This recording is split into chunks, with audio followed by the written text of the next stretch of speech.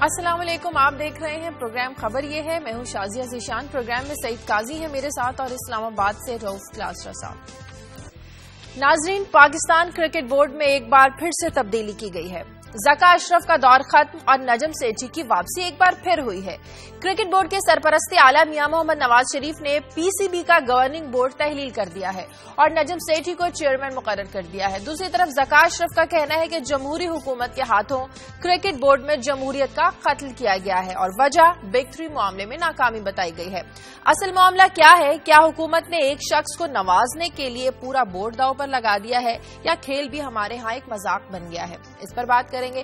ساتھ ہی بات کریں گے کہ اب تک طالبان اور حکومت کی جو مذاکراتی ٹیم ہے ان کے درمیان جو پیش رفت ہو رہی ہے اس کو مثبت قرار دیا جا رہا ہے۔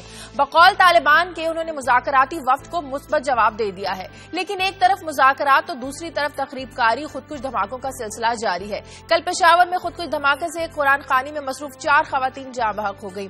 یہ کیسے مذاکرات ہیں کہ دہشت گردی کا سلسلہ تو رکنے کا نام ہی نہیں لے رہا؟ اس پر آج بات کریں گے۔ ساتھ ہی کلاسز صاحب اور قاضی صاحب سے بھی خبریں لیں گے کہ وہ آج ہمارے ساتھ کیا شیئر کریں گے۔ جی قاضی صاحب۔ شادی آغاز میں ایک سروے ہے جو Pakistan demographic and health survey 2013 ہے، یعنی صحت اور جو عورتوں کے حوالے سے عورتوں کی جو کنڈیشنز ہیں اس کی جو فائنڈنگز ہیں وہ ہم آپ کے ساتھ شیئر کریں گے اور خاصی الارمنگ ہے یہ، اور اس کو پچھلی جو پہلے جو حالات جو ہیں مزید بدتر ہوئے ہیں 2013 میں آ کے، کچھ تھوڑے بہت فگرز امپروو ہوئے ہیں مگر زیادہ تر صورتحال خرابی کی طرف گئی ہے۔ اور ساتھ ہی ہم کونسل آف کامن انٹرسٹ کی جو کل میٹنگ ہوئی ہے اس کی بنیادی بات پرائیویٹائزیشن ہے، جس پہ اختلاف رائے تو کیا ہے سندھ نے، قائم علی شاہ صاحب نے، لیکن ہم خاص طور پہ اس کی مین ایجنڈے میں جو اہم بات تھی وہ پرائیویٹائزیشن کے حوالے سے آج ہم اسی خبر کے تناظر میں اپنی جو ہسٹری آف پرائیویٹائزیشن ہے اس پہ اے ڈی بی کی ایک رپورٹ آئی ہے، اس پہ بات کریں گے کہ اے ڈی بی نے کیا کہا تھا۔ ڈاکٹر اختر حسن خان صاحب کی ایک کتاب ہے اس کا ہم ذکر کریں گے کہ کیا وہ اہداف تھے جس کے لیے ہم نے کی، کتنے پیسے ہم نے اب تک پرائیویٹائزیشن سے حاصل کیے، جی ڈی پی پہ اس کا کیا اثر پڑا اور اب ہم کیسے اس میں جا رہے ہیں۔ کیا یہ وہ، کیونکہ اس سے پہلے تو جو ایک رائے اتفاق رائے ملتا ہے کہ کوئی مثبت اثر نہیں پڑا، تو اب ہم کیسے اسے مختلف کریں گے کہ اس سے پازیٹو اثر ہو، اس پہ بات کریں گے۔ اور آخر میں ہم نے کل ایک کن کوٹ سے خبر کی تھی، کل خاصا انریسٹ رہا وہاں پہ، اس کے بعد صحافیوں پہ تشدد کی بات بھی مجھے ٹھاکر جو ہمارے دلیپ ٹھاکر ہیں انہوں نے بتائی، اور وہ ہم نے جو خاص طور پہ سٹوری ڈسکس کی تھی بچوں کے اغوا کے ضمن، تھوڑا سا اس پہ فالو اپ لیں گے اور دیکھیں گے کل انریسٹ وہاں کیوں ہوا۔ ٹھیک ہے، کلاسز صاحب کے پاس چلتے ہیں۔ جی کلاسز صاحب، آپ کیا شیئر کریں گے؟ جی شاہجہاں، ایک تو جب طالبان کا ایشو ابھی ہم اٹھائیں گے کمیٹی سے ریلیٹڈ، جب آپ نے بات کی تو کچھ انسائڈ سٹوریز ہیں میرے پاس کہ کل وزیر اعظم نواز شریف صاحب سے ملاقات ہوئی ہے تو کیا ڈسکشنز ہوئی ہے، طالبان کہاں پہ فلیکسیبلٹی شو کر رہے ہیں، کہاں پہ حکومت خود چاہتی ہے کہ ان کو فلیکسیبلٹی شو کرنی چاہیے، اور پرٹیکولر جو قیدیوں کا معاملہ ہے اس کو کیسے ریزالو کرنا ہے۔ مین ایشو یہی لگ رہا ہے کہ قیدیوں کے معاملے کو کیسے ریزالو کیا جائے اور کیسے ایک 3 نکاتی ایک نیا فارمولہ ہتھیار ہونے کے امکانات ہیں جس کے تحت یہ جو قیدیوں کو ریلیز کا معاملہ ہے اس کو طے کیا جا سکتا ہے، وہ آپ کے ساتھ شیئر کریں گے۔ اور ایک اور سٹوری ہے، وہ بڑی انٹرسٹنگ سٹوری ہے کہ نواز شریف حکومت نے ایک سرکولر جاری کیا، لیٹر ہے میرے پاس، اس کی کاپی ہے، کہ تمام صوبائی حکومتوں اور فیڈرل حکومت کے تمام محکموں سے یہ کہا گیا ہے کہ آپ ان سرکاری افسران کا پتہ چلائیں جو ٹیلی ویژن چینلز پہ آتے ہیں، گفتگو کرتے ہیں، کالم لکھتے ہیں اور ہمیں پتہ ہی نہیں ہے کہ کیوں لکھ رہے ہیں اور ہمارے خلاف لکھا جاتا ہے یا ہمارے اگر حق میں بھی لکھا جاتا ہے۔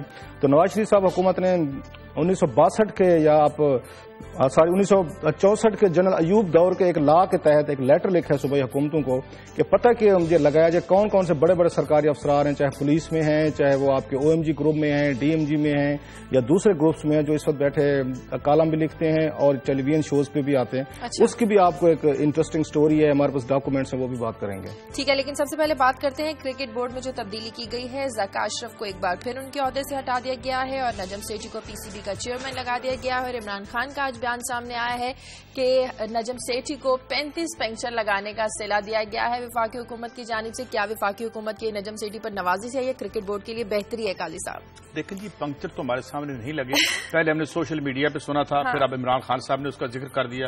کل ایک ٹاک شو میں پورا تو نہیں دیکھ سکا، اس میں بھی پنکچرز کا ذکر آیا۔ یہ میرے خیال میں وہ ریفر کر رہے ہیں جو الیکشن ریزلٹس آئے تھے، یہ الجڈ ہے، اس کو بتائیں صحیح ہوا یا نہیں ہوا، مگر ایک بات تو طے ہے کہ ہم نے کرکٹ کو مذاق بنا کے رکھ لیا۔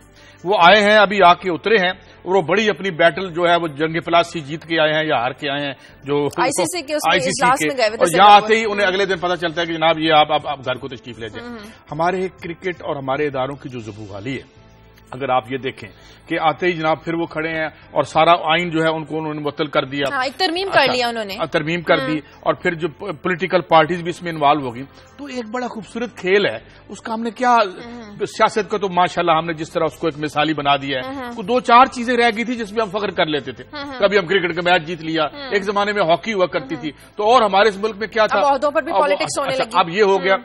اس میں مال بڑا انوالو ہے, میں الج نہیں کر رہا, مگر اب کرکٹ ایک بہت بڑی فائنینشیل, کہتے ہیں خزانے میں 5 سے 6 ارب روپے پڑا ہوا ہوتا ہے. اچھا, اب میں اس میں یہ بھی بالکل اشارہ نہیں کر رہا, مگر یہ تو آپ کے سامنے ہی ہے نا کہ اس میں کتنی بیٹنگ ہوتی ہے, اور بیٹنگ میں کتنے بلینز آف, اور اس میں ایون انڈیا میں اگر آپ دیکھ لیں کہ اس کی انوالومنٹ, اور بیٹنگ تو وہاں تک چلی گئی ہے, ایون فٹ بال میں جو بہت بڑے کیسز آئے ایون انٹرنیشنلی. مگر میں یہ نہیں کہہ رہا کہ خدا نخواستہ یہ کوئی اس قسم کے دندوں میں کوئی مصروف ہے یا ملوث ہے, مگر میں یہ کہہ رہا ہوں کہ اس کرکٹ کا مذاق ہم کیوں بنا رہے ہیں. صحیح. کلاس صاحب, حکومت کی ایک اور نوازش اس کو کہا جائے یا کرکٹ کے لیے اس کو بہتری کہا جائے, کیا یہ سارا معاملہ ہے, کیا واقعی ایک گیم ہے یہ؟ نہیں, قاضی صاحب ٹھیک کہہ رہے تھے کہ جس طریقے کا یہ تماشا بنایا گیا, صرف ایک آپ کا ڈپارٹمنٹ نہیں بنا. ابھی میری بات ہو رہی تھی, ہمارے جو یہ ہیں مبین صاحب ہیں, مجھ سے سٹوریز لینے کے لیے انہوں نے فون کیا صبح, تو میں نے ان کو 2-4 نام لکھوائے جو کرکٹ بورڈ کے نان کرکٹنگ جو وہ رہے ہیں یہاں پہ, یہ چیئرمین رہے ہیں. ایک نام میں نے لیا مجیب الرحمان کا, تو انہوں نے حیرانی سے کہا کہ یہ بھی کچھ چیئرمین رہے ہیں. میں کہ پاکستان کے لوگوں کو پتہ بھی نہیں ہوگا, جو سیف الرحمان صاحب تھے, ایک کسی زمانے میں ان کا نام یا نام کا طوطی بجتا تھا, ڈنکا بجتا تھا, جی احتساب کمیشن کے, اور جن کو ایک دفعہ 30 کروڑ روپے سیکرٹ فنڈ سے دیا گئے تھے, وہ کہانی اور کبھی کسی دن. اور آپ کو ان کے بھائی تھے مجیب الرحمان صاحب, ان کو شوق چڑھ گیا جی, میں بھی بچپن میں گلی محلے میں کھیلتا. خیر وہ یہ گلی محلے والی قوم تو نہیں تھی, وہ تو یہ قائد صاحب اور میرے جیسے لوگ تو گلی محلے میں کھیلتے تھے, وہ تو بڑی قوم کے لوگ. انہوں نے مجھے بھی شوق ہے, انہوں نے کہا مجھے بھی شوق ہے کہ میں نے چیئرمین لگنا ہے. میاں صاحب نے کہا یہ کہ مسئلہ جناب تشریف لیں, آپ کو لگا دیتے ہیں. پاکستان کے کتنے لوگوں کو آج یہ معلوم ہوگا مجیب الرحمان صاحب بھی اس ملک میں کرکٹ بورڈ کے چیئرمین رہے اور بڑے عرصے تک رہے ہیں. میاں صاحب کا جو ایک رومانس رہا ہے اس کے ساتھ, کرکٹ کے ساتھ بچپن سے ہی وہ کھیلتے رہے ہیں. پھر سننے میں آیا کہ پاکستان ریلوے کی وہ ٹیم میں بھی شامل رہے, جس طریقے سے شامل ہوئے وہ ایک علیحدہ کہانی, اب اس میں یہاں پہ بیٹھ کے بات نہیں کرتے. سو کرکٹ بورڈ زیادہ دیر تک یہ رہ نہیں سکتا تھا, اور میاں صاحب کو محبت ہے اس طرح کے بندے لانے کو جن کو کرکٹ سے دور دور تک ان کو سمجھ نہیں ہو. جتنی مجھے اور قاضی صاحب کو سمجھ ہے اتنی میرا خیال ہمارے دوست نجم سیٹھی صاحب کو ہوگی, یا ہمارے دوست جو ہیں رزق اشرف صاحب ان کو ہوگی, یا ان سے پہلے مجیب الرحمان صاحب آتے رہے ان کو ہوگی. تو میاں صاحب کا یہ سٹائل ہے, یہ بات آپ نے بڑی اچھی کی ہے. ابھی چیئرمین زکا اشرف ایئرپورٹ پہ اترے ہی نہیں ہیں, تو ان کو ساتھ ڈسمس کر دیا گیا. مجھے یاد ہے انہیں انفارم کیے بغیر, کوئی نوٹس دیے بغیر. مجھے بریک لینے دیں کلاس صاحب, بریک کے بعد جب واپس آتے ہیں تو بات کرتے ہیں. میاں صاحب کو ضرورت نہیں ہے یہ نوٹیفیکیشن کی, میاں صاحب کو ضرورت نہیں ہے. میاں صاحب بادشاہ سلامت ہیں, ان کو امیر المومنین کو ان یہ چیزوں کی ضرورت نہیں ہوتی. چلے مجھے بریک لینے دیں, بریک کے بعد واپس آتے ہیں تو بات کریں گے کہ اس سے آئی سی سی کو کیا پیغام دیا گیا. آئی سی سی کا تو پہلا مطالبہ یہ ہوتا ہے کہ کرکٹ بورڈ میں حکومت کی کوئی مداخلت نہیں ہونی چاہیے. اس پر بات کریں گے ایک بریک کے بعد.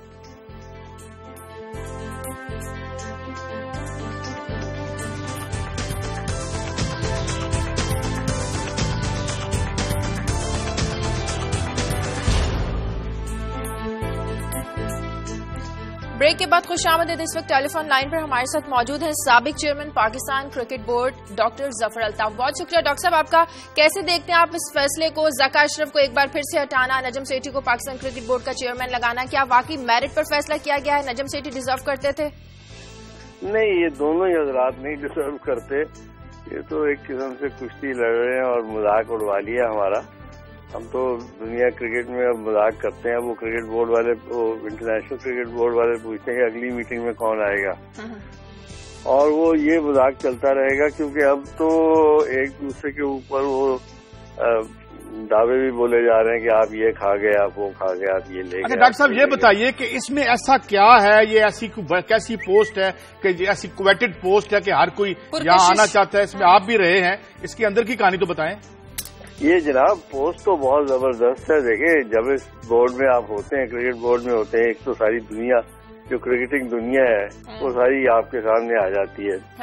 اور یہ میں بتا دوں کہ اس میں آپ جب جاتے ہیں دورے پہ, آج کل تو شاید کچھ کم ہو گیا ہے, لیکن ہمیشہ اس کے جو میٹنگز کے بعد جو ساری چیزیں دریافت ہوتی ہیں, مثلا بکنگھم پیلس میں کھانا ہو رہا ہے, پرائم منسٹر کے ساتھ کھانا ہو رہا ہے, یہ اس کا ایک اپنا ہی ایک ایسا سائیکولوجیکل ایڈوانٹیج ہے کہ آدمی کی ایگو ہی بڑی بڑھ جاتی ہے. تو کیا کوئی ایسا چیئرمین PCB نہیں ہونا چاہیے جس کا کرکٹ کا کوئی بیک گراؤنڈ ہو, کرکٹ کا پتا ہو, کرکٹ کے رولز اینڈ ریگولیشنز کا پتا ہو؟ بالکل چاہیے, اسی طرح کا چاہیے. مشکل یہ ہے کہ اگر آپ اس طرح کا بندہ ہے, اویلیبل بھی ہیں, لیکن وہ محنت نہیں کریں گے. کسی لوگ ہیں اس طرح کے جو کہ یہ کر سکتے ہیں. اور سب سے بڑی بات یہ ہے کہ جب آپ انٹرنیشنل فورم پہ جاتے ہیں تو آپ نے اپنے کنٹری ملک کو پروجیکٹ کرنا ہوتا ہے. اچھا, ICC کو اس سے کیا پیغام جائے گا؟ ICC کا تو پہلا مطالبہ یہ ہوتا ہے کہ کرکٹ بورڈ میں حکومت کی کوئی مداخلت نہیں ہونی چاہیے. ICC نے تو اب یہ کہہ دیا ہے کہ گلوبلائزیشن میں یہ انہوں نے شور مچا دیا ہے کہ اب آپ جناب اپنے الیکشنز کرائیں. اب مشکل یہ کہ الیکشن کی جو الیکٹرل کالج ہے آپ کا کرکٹ کا, وہی نہیں تیار ہوا کیونکہ ڈاکٹر صاحب یہ دیکھیں کہ اب ہمیں کچھ سیریسلی نہیں لیتا. اب یہ اولمپکس کا معاملہ تھا, اس میں 2 بنی ہوئی تھی آرگنائزیشن, ہمیں نہیں پتا چل رہا تھا وہ انٹرنیشنل, اور یہاں بھی اب they hardly take us seriously. آپ کیا کہیں گے؟ دے ول ناٹ. اگر آپ ہاکی کو دیکھیں, بریگیڈیئر عاطف اور دارا صاحب کا جو جھگڑا چل رہا تھا اس میں آپ کی ہاکی تباہ ہو گئی. انہوں نے وہ سب چینجز کر دی جو انہوں نے کرنی تھی. یہاں پہ لڑائی ہوتی رہی دارا صاحب کی اور عاطف کی. اب یہاں پہ بھی یہی ہوگا. کرکٹ کی بھی دیکھیں, 92 میں آپ کے پاس آپ 4 کھیلوں میں نمبر 1 تھے, 92 میں. آج آپ کے پاس کوئی کھیل ہی نہیں رہ گیا. آپ کے پاس کون سا کھیل رہ گیا؟ ICC آپ کو سیریس نہیں لے رہی. اچھا, کل جسٹس مدگل کی رپورٹ آئی ہے انڈیا کے سری نواسن کے اوپر. اس کے بعد شور پڑ گیا کہ جی ان کو لائف بین کر دیں کیونکہ ان کا داماد بھی کرپٹ ہے, یہ بھی کرپٹ ہے, سب ختم ہے. انڈیا میں اتنا شور پڑ گیا کہ اس طرح کے بندہ کبھی ٹاپ پہ ہوگا. اچھا ڈاکٹر صاحب, اسی ڈائمینشن پہ میں تھوڑا پوچھنا چاہتا ہوں. یہ بتائیے کہ یہ جو اس کے ساتھ ایک بلیک منی کا ایک ہیوج ایک انبار ہے, اس کی جو بیٹنگ ہے اور اس کے ساتھ یہ سارا, تو یہ کیا ہمارے ہاں بھی کوئی اس کا اثر ہے؟ ہاں بالکل ہے, بالکل ہے. جہاں پہ آپ پیسہ بیکمز قاضی صاحب an end in itself, وہاں پہ یہ اس میں بدبو بہت آ جاتی ہے, اسٹنک بہت آ جاتی ہے. اور ہمارے ہاں بھی ہے, اور ہمارے ہاں اس کے اوپر بالکل کوئی کام نہیں ہوا کیونکہ سمجھ ہی کسی کو. ہمیں تو خیال سے سزائیں بھی ہوئی ہیں, وی آر دی یونیک. یہ بھی ایگزامپل ہے کہ ہمارے کرکٹرز کو سزائیں بھی ہوئی ہیں. کیا صاحب آپ کچھ پوچھنا, آپ بات کرنا چاہیں گے ڈاکٹر صاحب سے؟ جی ڈاکٹر صاحب, ایک تو میں آپ سے اکثر بات چیت ہوتی رہتی ہے کہ آپ جو کاردار صاحب کے حوالے سے ہمیں بتاتے تھے کہ کاردار صاحب جب تھے وہ اپنی جیب سے سارے اخراجات جو ہیں وہ موسٹلی اپنی جیب سے دیتے تھے. اور یہاں پہ ہم دیکھتے ہیں کہ دبئی کے وزٹس ہو رہے ہیں, یہاں پہ دنیا بھر کے ٹورز ہو رہے ہیں, وہ بھی سارے کے سارے بورڈ پہ آ رہے ہیں. جی کاردار صاحب کی تو بات ہی چھوڑے. دیکھیں جی, دھونی بھی اگر دکھا دے کہ انہوں نے استعمال کی بورڈ کی تو میں مان جاؤں گا. میں تو اس وقت 8 سال سیکرٹری رہا ہوں. ان کے بعد 20-25 پریزیڈنٹ آ چکے ہیں. وہ 8 سال کے لیے رہے. مجھے ایک وقت دکھا دیں کہ بورڈ کا دفتر ہر روز چلتا تھا. ہر روز میں ڈپٹی سیکرٹری ہوم تھا, میں سیدھا سیکرٹریٹ سے 2:15 بجے وہاں چلا جاتا تھا. وہاں جا کے ہم 8 بجے 9 بجے تک بیٹھ کے کام کرتے تھے. دنیا کرکٹ میں ہر ایک سے ہماری گفتگو ہوتی تھی. کاردار صاحب کا ایک اور بڑا ایڈوانٹیج تھا, جتنے اس وقت کے پرائم منسٹر اور پریزیڈنٹ تھے دنیا کی کرکٹ میں, وہ سارے ان کے کلاس فیلو تھے آکسفورڈ میں. تو ہم جب بھی دورے پہ جاتے تھے وہ ہمیں ملنے آ جایا کرتے تھے.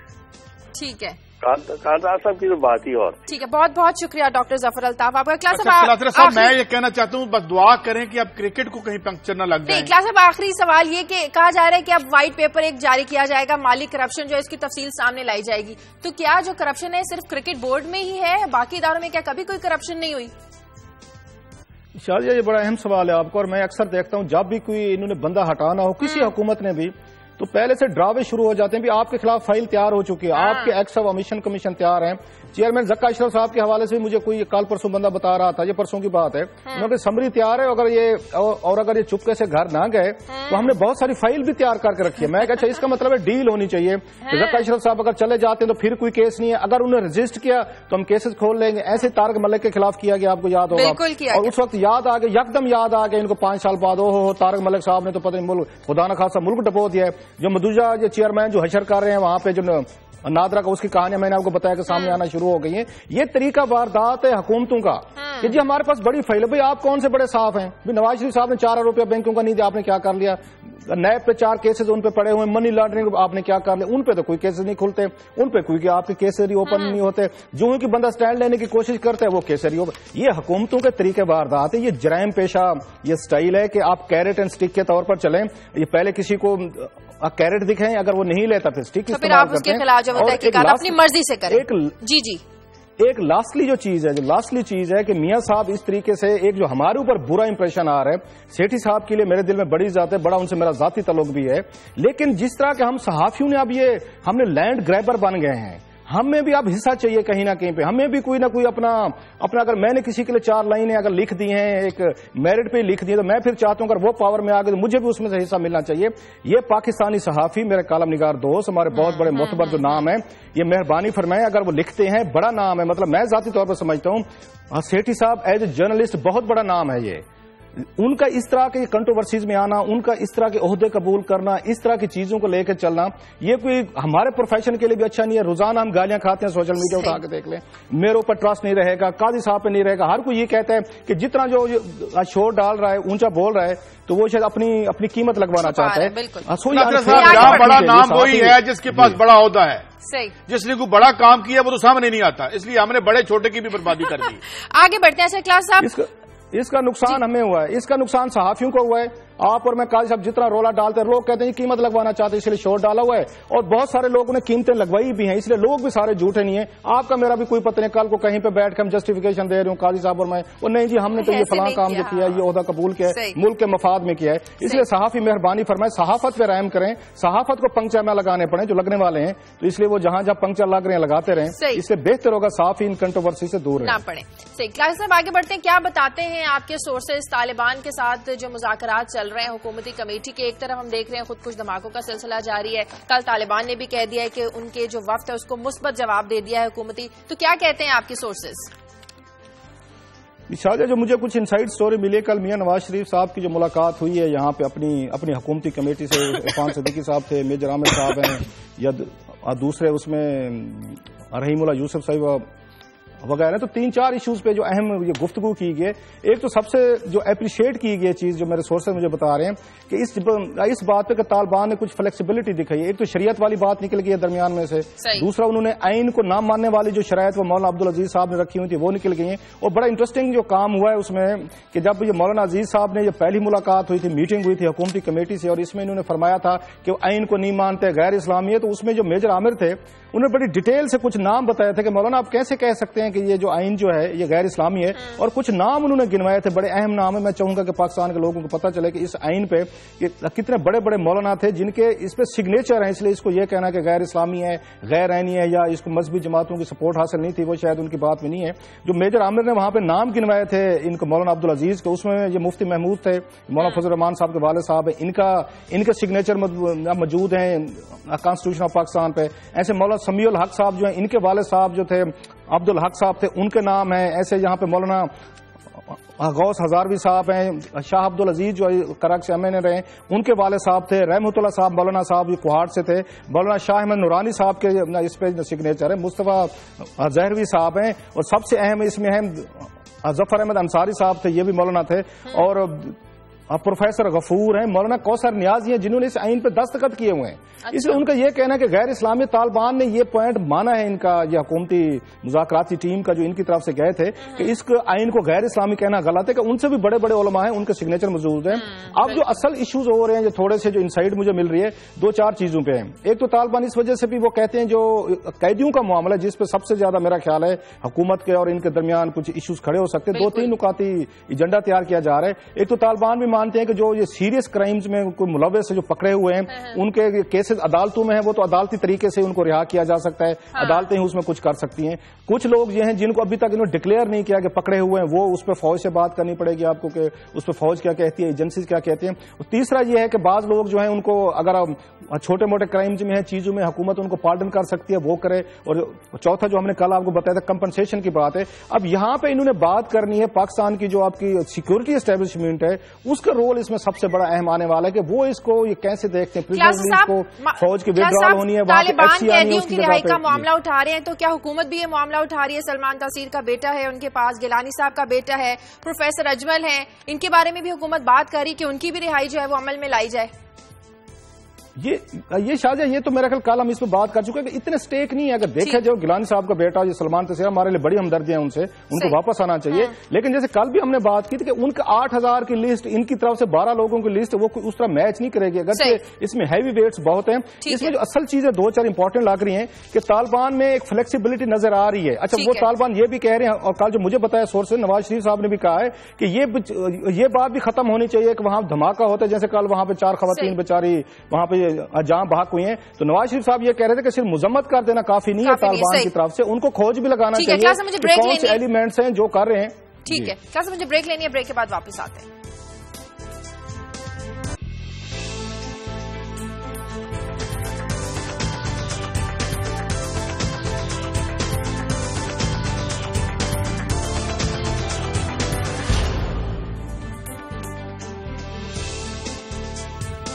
بریک کے بعد خوش آمدید جی. کا سب کیا کہتا ہے ہمارا ہیلتھ سروے؟ یہ Pakistan demographic and health survey 2013 ہے. اس کی کچھ فگرز ہیں اور بڑے علامے ہیں. تقریباً 14,000 ہاؤس ہولڈ جو ہیں ان کو سروے کیا گیا, اور اس میں شامل نہیں تھے, فاٹا شامل نہیں ہے اس میں, اور AJK شامل نہیں ہے. باقی تقریباً پاکستان کے تمام حصوں سے ریپرزینٹیشن ہے. تو اس کا جو پہلا فگر ہمیں سامنے آیا وہ یہ کہ 57% عورتیں جو میرڈ شادی شدہ ہیں وہ تعلیم کے بغیر ہیں, انہوں نے کوئی اسکول نہیں دیکھا ہوا. اور اس میں سے 11% عورتیں ایسی ہیں جو کہ ہاؤس ہولڈ کی سربراہ ہیں, صرف 11%. اور اس میں سے 4% ایسی ہیں جن کے 11% جو ہیں وہ ہاؤس ہولڈ کو ہیڈ کرتی ہیں, اور 4% کی کوئی لینڈ ہے, کوئی زمین ہے, اور 11% ایسی ہیں کہ جو کسی گھر کی مالک ہیں. ان تمام عورتوں میں سے 63% ایسی ہیں جن کا یہ کہنا ہے کہ ہمیں آؤٹ سائڈ ہیلتھ فیسلٹی حاصل کرنے کے لیے کسی ہاسپٹل شدید مشکلات کا سامنا کرنا پڑتا ہے, اور ہم وہاں پہنچ نہیں سکتی. اور اس میں سے ایک اور جو فیکٹ آیا سامنے کہ ہمارے دیہاتوں میں عورتیں زیادہ امپلائڈ ہیں. 30% عورتیں دیہاتوں میں نوکری کرتی ہیں, مگر افسوسناک امر یہ ہے کہ ان میں سے 28.8% کو کوئی پیسے نہیں دیے جاتے, اور یہ ظاہر ہے کہ ایک ایکسپلائٹیشن جاری ہے. پھر ان عورتوں میں ایک اور جو بات سامنے آئی کہ میرڈ عورتوں میں سے 32% عورتیں ایسی ہیں جن کے خلاف وائلنس ہوتی ہے, اور ان میں سے 52% بالکل رپورٹ نہیں کرتی, نہ کسی کو بتاتی ہیں, اور خاموشی سے سفر کرتی رہتی ہیں. اور جب یہ وہ لوگ ہیں جس کی گود میں ہمارا فیوچر پلنا ہے. تو اب میں آپ کو کچھ فگرز دیتا ہوں کہ ان کی جہالت کی وجہ سے کلاس صاحب جو بچے ہیں ہمارے, اس میں چونکہ ان کو ہیلتھ کا نہیں پتا, ان کو فیسلٹیز نہیں ہے, ان کے پاس تعلیم نہیں ہے, تو ہوتا یہ ہے کہ جو 18 بچے پیدا ہوتے ہیں ان میں سے ایک بچہ پہلے مہینے مر جاتا ہے, اس کے بعد ایک بچہ پہلے سال کی سالگرہ سے پہنچنے سے پہلے مر جاتا ہے, اور اس میں سے 11 میں سے ایک بچہ 5ویں اپنی برتھ ڈے نہیں دیکھ سکتا. اور جو اس میں سے بچ رہتے ہیں ان میں سے 45% وہ ہیں جنہیں آپ سٹنٹڈ گروتھ والے کہتے ہیں. یعنی اس کا مطلب کیا ہے, جن کی ہائٹ جو ہے وہ ان کی عمر کے برابر نہیں ہے, یعنی ان کی ہائٹ عمر کے برابر نہیں بن رہی کیونکہ خوراک نہیں کھا رہے. 11% ایسے بچے ہیں جنہیں ہم ویسٹڈ کہتے ہیں. ویسٹڈ بچے کون سے ہیں؟ لو ویٹ فار ہائٹ, کہ ان کا جو ہائٹ تو ہے مگر ان کا وزن جو ہے پراپر نہیں ہے, وہ بیمار ہیں. اور 30% جو ہے انڈر ویٹ ہوتے ہیں. یہ آدھی جنریشن بنتی ہے کلاسرا صاحب جو ہمارے ہاں ایک قسم کی معذوری میں پل رہی ہے. مگر میں کل شام سے لے کے اب تک جو سوال میرا ہے وہ یہ میں دیکھ رہا ہوں کہ ہم کیا باتیں کر رہے ہیں.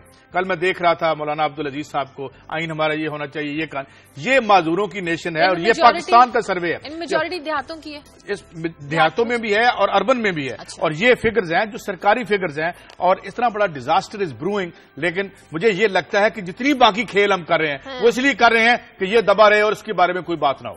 جی کلاسر صاحب.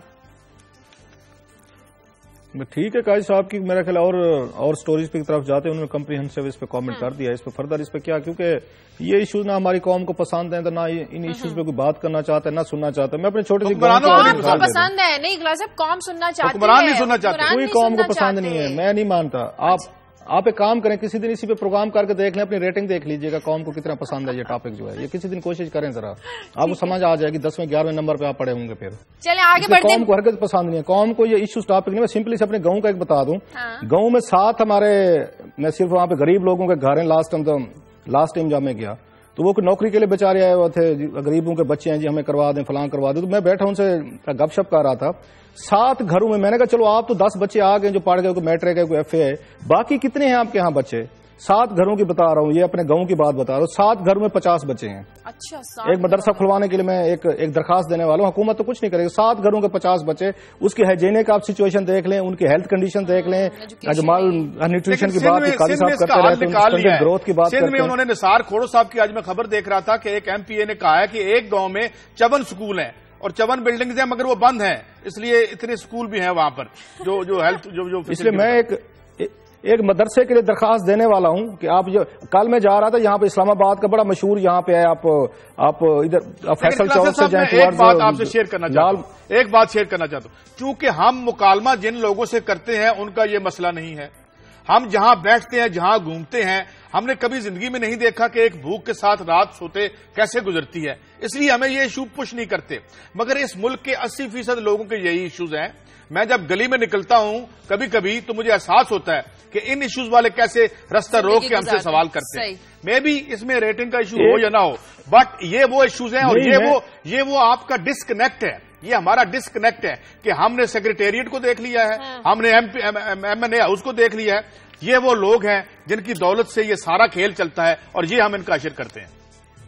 ایک قاضی صاحب یہاں سے میں آپ کسی دن اسلام آباد آئیں گے، میں آپ کو لے کے جاؤں گا. جو مین یہاں پہ ایک چوک 0 پوائنٹ سے ٹوارڈز یہ فیصل ماسک جاتا ہے، اب جو ہی تھوڑا سا جائیں آپ کو لیفٹ پہ ایک بہت بڑا وہاں پہ گرین بیلٹ پہ ایک مدرسہ موجود ہے. کل میں وہاں سے، اور اس کے ساتھ پولیس چوکی ہے. کل اتنے چھوٹے چھوٹے بچے میں دیکھ رہا تھا جو اس مدرسے میں پڑھتے ہیں اور باہر سے آئے ہوئے ہیں. اب تعلیم کا حساب دیکھیں، ایک تو گرین بیلٹ پہ انہوں نے بنا لیا، کسی کی جرات ہے تو ہٹا کے دکھا لے اس مدرسے کو، اور بڑا انتہائی ویل اسٹیبلش مدرسہ انہوں نے بنایا جو گرین بیلٹ پہ بالکل اسلام آباد کے ہارٹ میں موجود ہے. بالکل چھوٹے چھوٹے بچے جن کو سردی میں کھڑے ہوئے ہیں وہاں پہ، انہیں سروں پہ ٹوپیاں باندھی ہوئی ہیں اور وہ آتے جاتے ٹریفک کو دیکھ رہے، کوئی ان کا احساس نہیں ہے، کوئی سینس نہیں ہے کہ ہم کہاں پہ. ایسے چھوٹے بچوں کو اپنے ماں باپ کے پاس ہونا چاہیے تھا. That's my view. اب اس میں یہ دیکھ لیں، ایک جگہ میرے اسکول میں بچے میرے یہاں پہ تعلیم لے رہے ہیں، ایک جگہ وہ بچے کھڑے ہوئے ہیں جو وہ تعلیم لے رہے ہیں. گیپ کو ذرا ملاحظہ فرمائے کہ گیپ کتنا بڑا آ رہا ہے کہ آپ نے وہاں پہ گرین بیلٹ پہ غیر قانونی مدرسہ بنا لیا، وہاں پہ کہیں سے پکڑ کے آپ بچے لے ہیں ان کو وہاں پہ رکھا ہو. جو اتنے چھوٹے بچے ہیں، میرا خیال ہے 4-5 سال، میں زیادہ بتا رہا ہوں 5-6 سال ہوں گے، اس سے زیادہ عمریں نہیں ہوں گی، ان کو رکھا. تعلیم کیا دی جا رہی ہے وہ آپ یہ سب کو پتا ہے. اس لیے میں تو ان ٹاپکس پہ قاضی صاحب ضرور آپ بات کیا کریں، لیکن اس قوم کے یہ مسائل نہیں ہیں. آپ ٹھیک کہتے ہیں 80% لوگوں کو یہی ایشوز ہیں، لیکن جنہوں نے پالیسیز بنانی ہے، جنہوں نے یہاں پہ کرنا ہے، چیئرمین بورڈ کے مسائل حل کر لیں.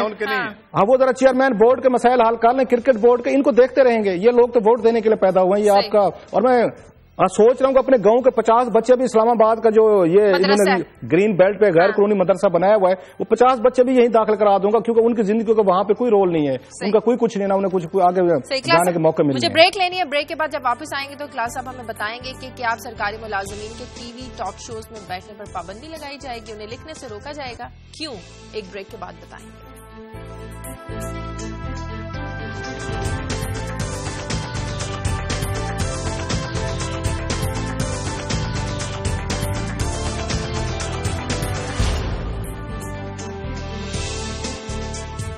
بریک کے بعد خوش آمدید. کلاس صاحب، حکومت کیوں پابندی لگانا چاہتی ہے؟ کیوں غصے میں ہے کہ سرکاری ملازمین کیوں ٹی وی ٹاک شوز میں بیٹھتے ہیں، کالم لکھتے ہیں، مضامین لکھتے ہیں؟ کیا وجہ ہے اس کی؟ جی شاہجہاں، میرے پاس ایک لیٹر ہے جو یہ محمد شکیل ملک صاحب نے لکھا ہے. یہ جوائنٹ سیکرٹری ہیں، کیبنٹ سیکرٹری اسٹیبلشمنٹ ڈویژن میں. انہوں نے ایک آفس میمورنڈم بھیجا تمام سیکرٹریز کو، ایڈیشنل سیکرٹریز جو منسٹریز ہیں فیڈرل لیول پہ، ایڈیٹر جنرل آف پاکستان کو، جو FBR کو، وفاقی موثر وغیرہ کو، اور صوبوں کو بھی لکھا گیا ہے کہ آپ ہمیں بتائیں کہ 1964 کے تحت جنرل ایوب خان صاحب نے ایک قانون بنایا تھا جس میں یہ ضروری قرار دیا گیا تھا کہ کوئی بھی یہ سول سرونٹ جو ہے وہ کسی بھی سروس میں ہو، وہ اپنی طرف سے کوئی آرٹیکل نہیں لکھ سکتا، کوئی کالم نہیں لکھ سکتا، کسی ٹی وی ٹاک شو میں نہیں جا سکتا. اگر وہ جائے گا یا لکھنا چاہتا ہے تو اس کو فیڈرل حکومت یا اپنی جو ان کے ریسپیکٹو گورنمنٹس ہیں ان سے اس کو پرمیشن لینی پڑے گی. اب یکدم جو ہے ایک نکال دیا گیا ہے، ایک نوٹیفیکیشن نکالا گیا ہے. اب مجھے نہیں پتا کس کو سامنے رکھ کے نکالا گیا ہے، کیونکہ بہت سارے تو ہمارے ایسے دوست ہیں جن کو میں پڑھنا بھی پسند کرتا ہوں، ان کے ساتھ شوز میں بھی آتے ہیں، گفتگو بھی ہوتی ہے. اب مجھے نہیں پتا کس کو ٹارگٹ کرنے کی کوشش کی ہے نواز شریف صاحب کی حکومت نے. انٹرسٹنگلی جو چیز ہے اس میں انہوں نے 3-4 گروپس کا نام لکھا ہے کہ ان گروپس کے جو ہیں ان سے ذرا پتہ کیا جائے کہ کون کون ہیں جو ٹیلی ویژن پہ آتے ہیں اور بیٹھ کے یہاں پہ باتیں کرتے ہیں، ان کے خلاف کرتے ہیں یا حق میں کرتے ہیں. اچھا، یہ بھی حکومت نہیں دیکھ رہی کہ بہت سارے تو ایسے بھی ہیں سرکاری قلمکار جو انہی کے حق میں لکھتے ہیں اور پھر بعد میں نواز شریف بھی پاتے ہیں اور پھر بعد میں بڑے بڑے عہدے بھی انہی کو ملتے ہیں جو ان کے حق میں لکھتے ہیں. एक उन्होंने कहा जी आप उस पर PSP का आप पता करें, पुलिस के जो मेरा ख्याल जुल्फकार चीमा साहब भी लिखते हैं, मैं उनको देखता रहता हूँ कॉलम, हो सकता है जुल्फकार चीमा साहब उनको ना पसंद हो, इसी वजह से उनको टारगेट किया गया है। इसके बाद यहाँ पे सेक्रेटेरिएट ग्रुप का लिखा गया है, OMG ऑफिस मैनेजमेंट ग्रुप कहा जाता है, एक यहाँ पे लिखा है PAS। अब मुझे नहीं समझ कि PAS कौन सा ग्रुप है, हो सकता है कोई नई टर्म निकाली हो, इसलिए मेरी जहालत में माजरत अगर मुझे नहीं पता। इसमें DMG का नाम नहीं है, जो इंटरेस्टिंग चीज है। अब मुझे नहीं पता कि PAS जो है कोई DMG की नई शक्ल है, कोई नया नाम दिया गया है, तो मेरी इग्नोरेंस को इस पे माफ कीजिएगा जरा। इसमें DMG का नाम नहीं है, ये रूलिंग एलीट है पाकिस्तान की जिसको DMG कहते हैं, उसका नाम इसमें नहीं है। कि अगर DMG के कुछ अफसरान हैं वो लिख रहे हैं या वो कुछ टॉक शोज में आते हैं या बात करते हैं तो उनका क्या होना चाहिए। आई होप कि हमारे दोस्त, मेरे तो जाती दोस्त भी हैं, अगरचे उनका हमारा बहुत सारा टकराव रहता है गुफ्तगू में। ये हाँ, औरिया जहाँ मकबूल साहब हैं, वो बड़ा पॉपुलर हमारे यहाँ भी लिखते हैं और बड़ा उनका डिस्कशन रहते, डिबेट रहते। जाती तौर पर जिनको मैं बड़ा पढ़ता हूँ और बड़ा कहल हूँ, आजकल बड़े अच्छे कॉलम लिख रहे हैं, वो यासिर पीरजादा साहब हैं, वो भी सिविल सर्वेंट हैं लेकिन बहुत अच्छा लिखते हैं। साहब एतराज जरूर होगा, एतराज किया जा सकता है अगर उनकी मर्जी से लिखा जाए, उनकी मर्जी से बैठ के टॉक शोज में बातें की जाए तो शायद फिर एतराज ना रहे। बस यही इतराज है, बिल्कुल आपने सही कहा कि अब अगर ये सरकारी अब इसमें दो चीजें हैं टू बी फेयर। एक तो कैद आजम साहब का जो कॉल जो था वो कहते थे कि सरकारी मुलाजमीन का ये कोई ताल्लुक नहीं है पॉलिटिक्स से, चीजों से। बकायदा कैद आजम की इस पर तकरीर भी है, कोर्ट्स भी आते रहते हैं, एक तो वो है। दूसरा ये जो आर्डर जारी किया गया था, ये आप जहन में रखिएगा, जनरल अयूब के दौर में आर्डर जारी किया था जब डिक्टेटरशिप थी मुल्क पे, कि किसी को हक नहीं होना चाहिए कि वो बैठ के किसी भी अपने रूलिंग लीड जो है उसके खिलाफ बात कर सके, उनको आके चेक कर सके या तनकीद कर सके।